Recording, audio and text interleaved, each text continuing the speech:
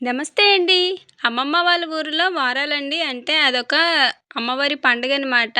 అందుకోసమనైతే అమ్మ వాళ్ళ ఇంటి నుంచి అమ్మమ్మ వాళ్ళ ఇంటికైతే వెళ్తున్నాము. ఇంకా అక్కడి నుంచి నేరుగా ఇక్కడికి బాపట్ల వచ్చేయడానికి ఒకేసారి లగేజ్ అంతా కూడా ప్యాకింగ్ అయితే చేసి ఒకేసారిగా అమ్మ వాళ్ళ ఇంటి నుంచి అయితే బయలుదేరిపోయామండి.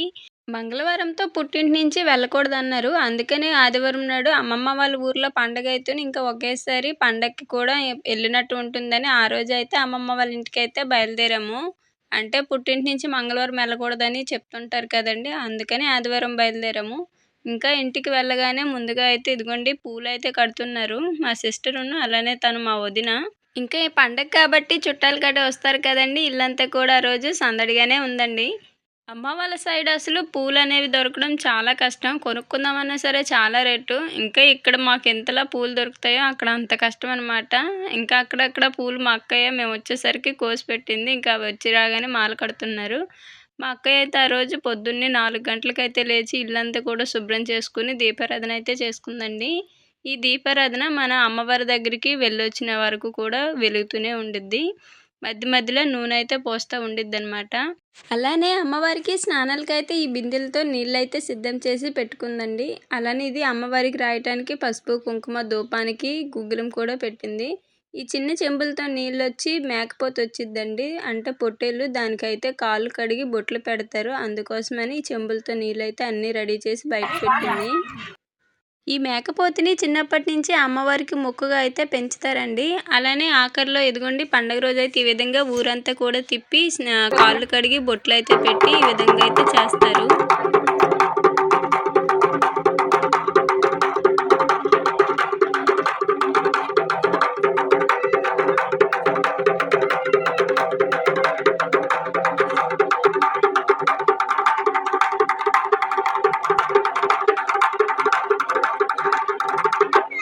ముందుగా అయితే మేకపోతుని ఇలా ఊరేగించిన తర్వాత వెనకాలే అమ్మవారు కూడా ప్రతి ఇంటింటికి ముందుకొచ్చి అయితే స్నానాలైతే తీసుకుంటారండి. అలా ఊరంతా కూడా ఇదిగోండి ఈ విధంగా స్నానాలైతే ఇచ్చి పసుపు రాసి బొట్టయితే పెడతారు.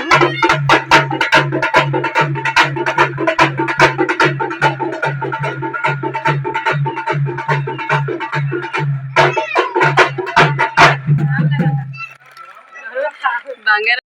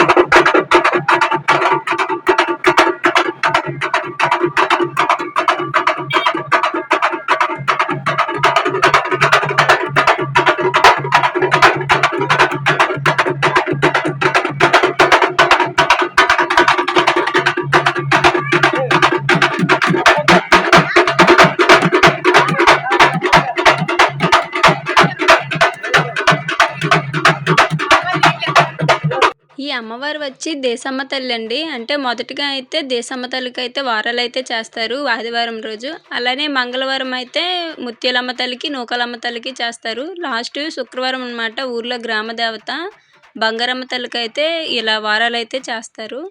మా వాళ్ళు ఇక్కడ ఈ పండగని వారాలు చేయటం అని అంటారండి. ఇలా వారం వారము ఒక్కొక్క అమ్మవారికైతే చేస్తారు. వర్షాలు కురిసి పంటలు బాగా పండాలని, అలానే ఊరి క్షేమాన్ని కోరుతూ ఈ వారాలైతే ప్రతి సంవత్సరం కూడా చేస్తారండి. ఇప్పుడు స్నానాలు తీసుకునే ఆమెలో అయితే నిజంగానే అమ్మవారైతే ఉన్నదండి. లేదంటే ఒక సాధారణ మనిషి అలా ఊరంతా తిరిగి స్నానాలు తీసుకోవడం అంటే చాలా కష్టము. నిజంగానే అమ్మవారు ఉంటారు అందులో. ఎందుకంటే మేము చిన్నప్పటి నుంచి చూస్తూనే ఉన్నాము. ఈసారి పెళ్ళైన తర్వాత ఇది రెండోసారి అనమాట నేను ఇలా వారాలకు ఉండడం. అమ్మవారు వెళ్ళిపోయిన తర్వాత ఇంక అందరం కూడా రెడీ అయిపోయి గుడికి తీసుకువెళ్ళటానికి అన్నీ కూడా పళ్ళెంలో పెట్టి సిద్ధం చేసుకున్నాము. ఇక్కడ అమ్మవారికి అట్లు పోసి పొంగలైతే పెడతారండి. దీనిని మడపల్లు అంటారు.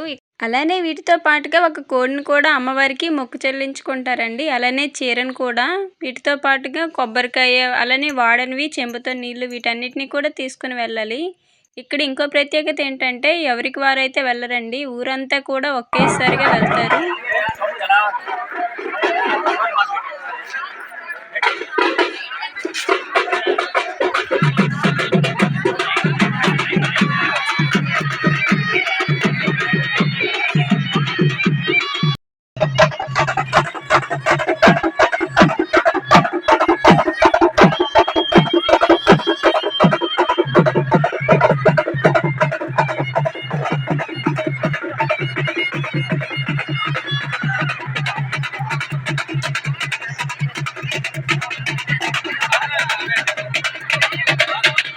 నిజంగా ఇలా ఊరంతా కూడా ఒకే తాటి మీద వెళ్ళటం అంటే అసలు నిజంగా గ్రేట్ కదండీ!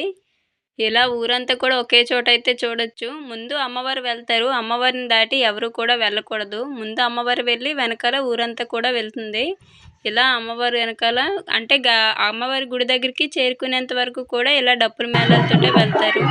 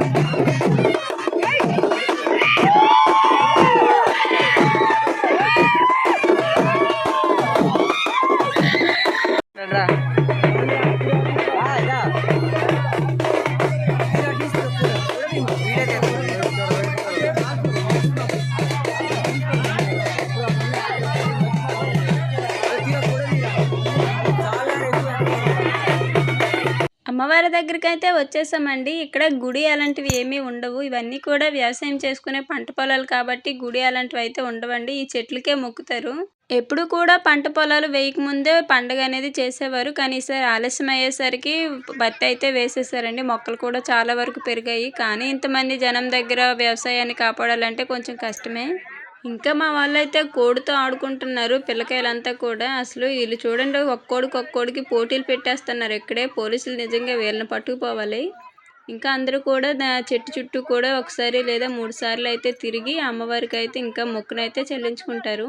ముందుగా అయితే చెంబుతోటి నీళ్ళు తీసుకువెళ్ళి అమ్మవారి చెట్టు దగ్గర అయితే పోసి పసుపు కుంకుమ రాసి దీపం వెలిగిస్తారండి. ఆ తర్వాత పూజ అయితే చేసుకుంటారు. చీరని 4 మూలలా పసుపు రాసి అమ్మవారి చెట్టుకైతే అలా చూపిస్తారు. అంటే అది అమ్మవారికి కొత్త చీర మొక్కినట్టు అనమాట. అదీ కాకుండా మా ఇంటి నుంచి అయితే 2 పల్లెలు తీసుకొచ్చామండి. ఒకటి మా అక్కయ్య వాళ్ళదైతే, రెండోది మా అన్నయ్య వాళ్ళది. వాళ్ళు ఇక్కడ లేరు. అందువలన వాళ్ళ పేరు మీద పళ్ళెం అయితే నేను పట్టుకున్నానండి. అలానే వాళ్ళకి చీర చూపించాలి, కోడిని కొయ్యాలి. అలానే మా అక్కయ్య వాళ్ళది కూడా సేమ్ అనమాట. సో ఒకే ఇంట్లో 2 కోళ్ళు, 2 చీరలు అనమాట. అలానే ఇలాంటి పండగలప్పుడేనండి పాత స్నేహితులని, దూరపు బంధువులను కూడా కలుసుకోవచ్చు. నేనైతే ఆ రోజు స్కూల్లో, కాలేజీలో చదువుకునే ఫ్రెండ్స్ని కూడా కలుసుకున్నానండి. ఆ రోజు వాళ్ళని పలకరించాను. ఎందుకంటే పెళ్ళయిన తర్వాత ఇంకా అసలు ఎవరితో ఎవరికి కూడా సంబంధాలే ఉండవు. ఇలాంటప్పుడే అందరినీ కూడా కలుసుకునేది. ఆ రోజైతే నాకు భలే సరదాగా అనిపించిందిలండి. ఎందుకంటే ఇలా ఊరంతా కూడా ఒకే చోటు చేసుకోవడం అంటే చాలా బాగుంటుంది. వాతావరణం కూడా ఆ రోజు చల్లగానే ఉందండి. మామూలుగా అయితే ఇలాంటి వారాలకి వర్షాలు పడతాయి. వర్షంలోనే అమ్మవారి దగ్గరికి వెళ్తారు. కానీ ఈసారి వర్షమేమీ లేదు. అంతా బాగానే ఉంది. అలానే ఇక్కడ పద్ధతులు ఎలా ఉంటాయంటండి, వచ్చే ఆదివారం పండుగ అయితే ఈ ఆదివారమే చాటింపేస్తారు. చాటింపు రోజు ఎవరేమైనా ఊర్లో ఉన్నామంటే ఖచ్చితంగా వారాల రోజైతే ఊర్లో ఉండాల్సిందే. లేదంటే మంచిది కాదంటారు.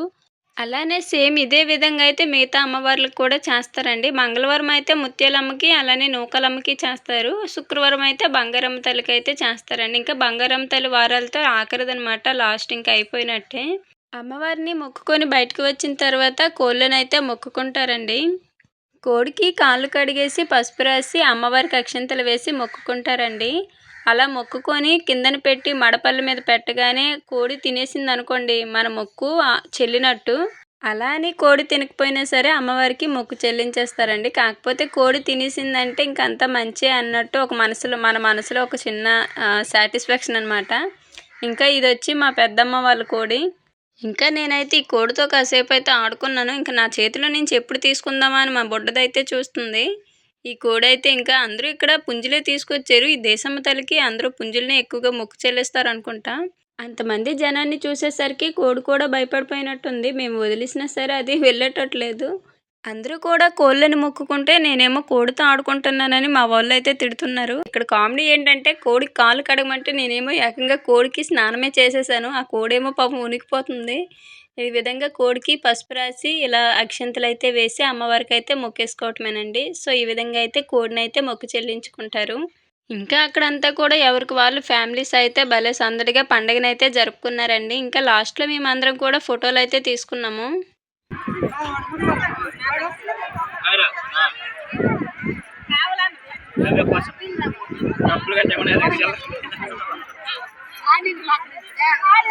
మేమేమో ఫోటో తీస్తున్నారనుకుంటే మా వారేమో వీడియో తీస్తున్నారు. ఇంకా మేము ఫోటో అనుకుని అందరం కూడా బిగిసిపోయాము. ఎప్పుడైతే వీడియో అని చెప్పారో ఇంక అప్పుడైతే అందరూ ఫ్రీ అయ్యారు. ఇంకా ఇదొక స్వీట్ మెమరీ అనమాట. మళ్ళీ మేము ఎప్పుడు వస్తామో తెలీదు.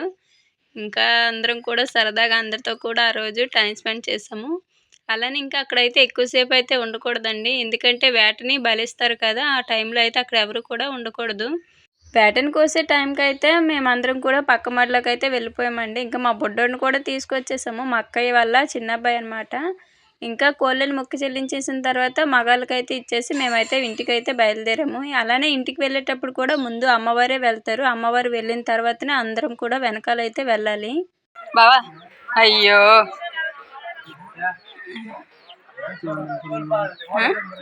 నైట్ ఫుడ్ చేతిలో కోడిని పట్టుకొని మా వారు నైట్కి ఫుడ్ ఏంటని అడుగుతున్నారు చూడండి. ఇంకా మేమైతే కాకపోతే ఆ రోజు ఏంటంటే ఇంట్లో 2 కోళ్ళని కోసినా సరే మా పెద్ద మామయ్య నడిపి మామయ్య వాళ్ళు అయితే భోజనం చెప్పారు మాకు. ఇంకా మేమైతే వాళ్ళ ఇంటికైతే వెళ్ళి తినేసాము. మొత్తానికి అందరితో కలిసి సరదాగా పండుగనైతే ఈ విధంగా జరుపుకున్నామండి. ఇంతకీ ఈ పండుగ మీకు ఎలా అనిపించిందో కామెంట్లో తెలియచేయండి. మీరు కూడా ఇలానే చేసుకుంటారా లేదో కూడా చెప్పండి. ఈ పండగ యొక్క ముఖ్య ఉద్దేశమే వర్షాలు కురిసి పాడి పంటలు బాగుండాలి, ఊరు కూడా బాగుండాలని చేస్తారండి. ప్రతి ఊర్లో కూడా వర్షాలు కురిసే ముందైతే తప్పకుండా చేస్తారండి. ఇక్కడైతే ఇలా చేస్తారు. నా వీడియోస్ మీకు నచ్చినట్లయితే లైక్ చేసి సబ్స్క్రైబ్ చేసుకొని సపోర్ట్ చేయండి. మరో మంచి వీడియోతో మళ్ళీ కలుద్దాము. ధన్యవాదాలు.